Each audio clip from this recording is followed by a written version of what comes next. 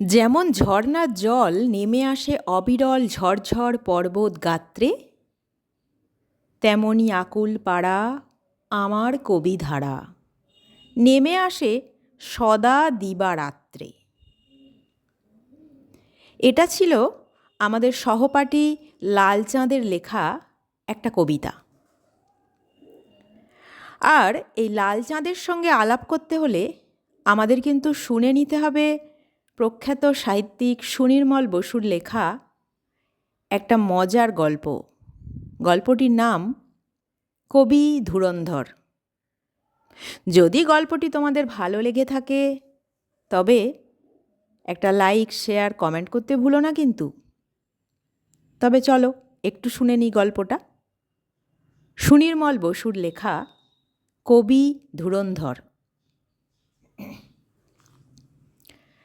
আমাদের বাংলার মাস্টার অনঙ্গবাবু একজন প্রতিভাশালী কবি। অনেক নামজাদা কাগজে তাঁর লেখা নিয়মিত প্রকাশিত তো হয়ই, তাছাড়াও তাঁর কবিতার বইও অনেকগুলি বেরিয়েছে। ক্লাসে তিনি ভালো ভালো বাছাই করা কবিতা আমাদের পড়ে শোনান। নিজের সদ্য লেখা কবিতা, রবীন্দ্রনাথের কাব্য, সত্যেন্দ্রনাথের রচনা, বিদ্যাপতি, চণ্ডীদাসের বৈষ্ণব সাহিত্য এইসব পড়তে পড়তে তাঁর গোঁফ আর জুলপি রীতিমতো খাড়া হয়ে উঠত। আমরা স্পষ্ট দেখেছি রবিবাবুর দেবতার গ্রাস কবিতাটি আবৃত্তি করতে করতে চশমার ফাঁক দিয়ে তাঁর চোখ থেকে টপ টপ করে জল গড়িয়ে পড়ছে। অনঙ্গবাবুর একটা মস্ত দুঃখ, আমাদের ক্লাসে একটিও কবি ছিল না। তিনি দুঃখ করে বলতেন, প্রকৃত কবি না হলে এসব কবিতার মর্ম ঠিক বুঝতে পারা যায় না। কিন্তু লালচাঁদ যেদিন আমাদের ক্লাসে ভর্তি হলো সেদিন থেকে আমরা ভাবলাম, যাক, এতদিনে বুঝি অনঙ্গবাবুর দুঃখ ঘুচল। অবশ্য এর কারণ আছে। প্রথম দিন ক্লাসে ভর্তি হয়েই লালচাঁদ জানিয়ে দিল সে কবিতা লেখে। সমস্ত ক্লাসময় যেন একটা উত্তেজনার ঢেউ খেলে গেল। প্রথমত কেউ কথাটা বিশ্বাস করতে চায়নি, কিন্তু সে তখনই তার অঙ্কের খাতার উল্টো পিঠে ফাউন্টেন পেনে সবুজ কালি দিয়ে তরতর করে লিখে গেল, যেমন ঝর্ণার জল নেমে আসে অবিরল ঝড়ো ঝড়ো পর্বত গাত্রে, তেমনি আকুল পাড়া আমার কবিধারা নেমে আসে সদা দিবারাত্রে। ব্যাস, কবির এর থেকে আর বড় প্রমাণ কি হতে পারে? সেদিন অনঙ্গবাবু ক্লাসে আসতেই আমরা লালচাঁদকে তার সঙ্গে পরিচয় করিয়ে দিলাম। অনঙ্গবাবু বললেন, বেশ বেশ, তুমি বুঝি কবিতা লিখতে পারো? লালচাঁদ সোজাসুজি উত্তর দিল, আজ্ঞে হ্যাঁ স্যার। তোমার নাম কি? লোহিতচন্দ্র, অবশ্য আমাকে সবাই লালচাঁদ বলে ডাকে। বাড়ি কোথায়? ভট্টপল্লী, অর্থাৎ ভাটপাড়ায়। এর আগে কোথায় পড়তে? চট্টগ্রামে, অর্থাৎ চাটগাঁয়ে। আমরা মনে মনে ভাবলাম, ইস, কবি না হলে এমন করে কেউ কথা বলতে পারে? লালচাঁদকে পেয়ে আমাদের সকলেরই কবি হবার ঘুমন্ত ইচ্ছা গা ঝাড়া দিয়ে উঠতে লাগলো। কিন্তু শুধু ইচ্ছা হলেই তো আর হয় না। গায়ের জোরে পালোয়ান হওয়া যায়, কিন্তু কবি, গায়ক, চিত্রকর এসব হওয়া তো আর মুখের কথা নয়। এরপরেই গোপনে আমরা সবাই কবিতা লিখবার চেষ্টা করতাম, কিন্তু চেষ্টাই সার হতো। যদিও বা মেরে ধরে এক আধ লাইন লেখা গেল, কিন্তু তারপরের লাইন আর কিছুতেই মাথায় আসতে চাইতো না। তারপরও আবার মিল ঠিক হওয়া, ছন্দের গোলমাল হলে চলবে না, এই সব কিছু আছে। এমনি আরও কত কী সব ছাই ভস্য। কিন্তু লালচাঁদ ও স্বাভাবিক কবি, কবিতা সম্বন্ধে ওর ভাবতে হয় না এতটুকু।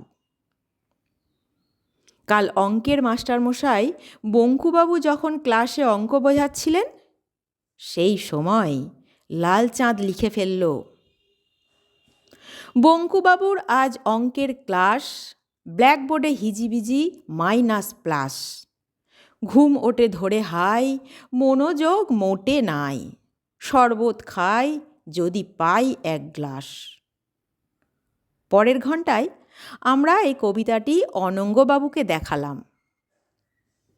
তিনি কবিতাটি পড়ে গম্ভীর হয়ে বললেন, হ্যাঁ, কবিতাটি ভালোই লেখা হয়েছে, তবে মাস্টার কিংবা গুরুজনদের নিয়ে কোনো কবিতা লিখো না।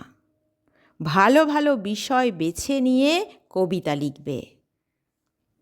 তারপর তিনি সবাইকে উদ্দেশ্য করে বললেন, আচ্ছা, কাল তোমরা সবাই সূর্যোদয় সম্বন্ধে কবিতা লিখে এনো। দেখা যাক কার কতটা কবিত্বের দৌড়। পরের দিন আমরা সবাই কবিতা লিখে এনেছি। অনঙ্গবাবু একে একে কবিতা পড়তে লাগলেন। তিনি আর হেসেই বাঁচেন না। কত সব অদ্ভুত ভাব, ভাষা, মিল, ছন্দ। কেউ কেউ আবার খাঁটি গদ্যকে পদ্যের আকারে লিখে এনেছে। যা হোক, কয়েকটি কবিতা তিনি বেছে বেছে পড়ে শোনাতে লাগলেন। রমেশ লিখেছে, সূর্যের উদয় হলো, ওরে ভাই হাই তোলো, ছাড়ো ছাড়ো এইবার শয্যা, ছাড় পোকা কামড়েছে, ঘাড় পিঠ ফুলে গেছে, ছাড় পোকাগুলো ভারী বজ্জাত। সূর্যোদয় সম্বন্ধে এমন মৌলিক কবিতা আর কেউ শুনেছে কি? অনঙ্গবাবু বললেন, ওহে, তোমাকে ছাড় পোকা সম্বন্ধে লিখতে বলিনি, সূর্যোদয় সম্বন্ধে বলেছি। জনার্দন লিখেছে, আকাশে উঠেছে সূর্য টকটকে লাল, প্রকাণ্ড যেন এক মুসুরির ডাল। কবিতা শুনে আমরা সবাই হো হো করে হেসে উঠলাম। অনঙ্গবাবু বললেন, এবার পঞ্চাননের কবিতা পড়ে শোনাচ্ছি। এই রে, এবার আমার কবিতা। আমার বুক দুরুদুরু করতে লাগলো। অনঙ্গবাবু পড়তে লাগলেন, উদিত সূর্যের অর্ক অম্বর কুট্টিমে সাড়ম্বরে, বিঘষিছে বৈজয়ন্তী তার, বিশ্বদৃশ্য পরিস্ফুট, সর্বরী অতীত আবির্ভূতা উষাদেবী করি নমস্কার। অনঙ্গবাবু বললেন, আইডিয়া ভালো, তবে ভাষা বড় খটোমটো, আরও সোজা হওয়া উচিত ছিল। তারপর জগত্তারণের কবিতা।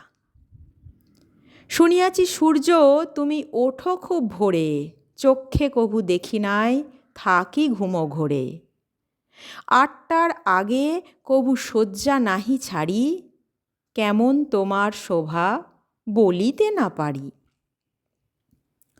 জগত্তারণ খাঁটি কথায় লিখেছে, সে বেচারির ভাগ্যে আর সূর্যোদয় দর্শন ঘটে না।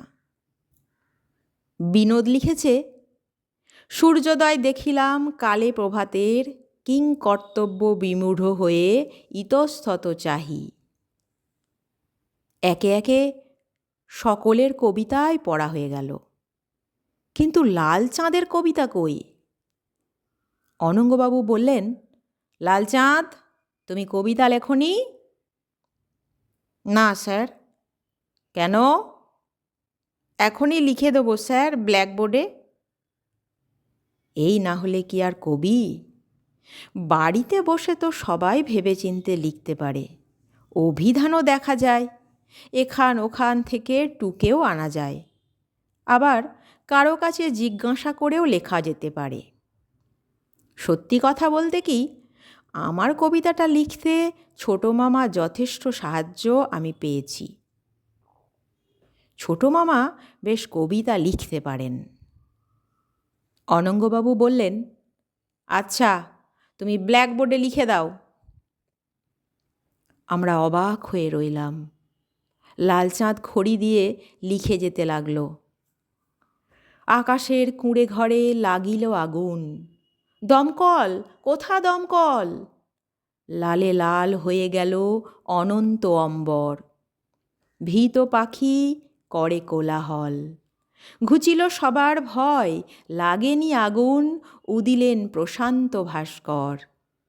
সুনীল আকাশ, পাখি পাড়ে যেন ডিম, দিশাহারা কবি ধুরন্ধর। আমরা স্তম্ভিত হয়ে লালচাঁদের কবিতা লেখা দেখছিলাম। হঠাৎ গম্ভীর হয়ে অনঙ্গবাবু বললেন, থাক, হয়েছে। লালচাঁদের কাব্য প্রতিভায় মুগ্ধ হয়ে আমরা সবাই সেই থেকে তাকে কবি ধুরন্ধর বলে ডাকতাম। কেমন লাগলো কমেন্ট করে জানিও কিন্তু।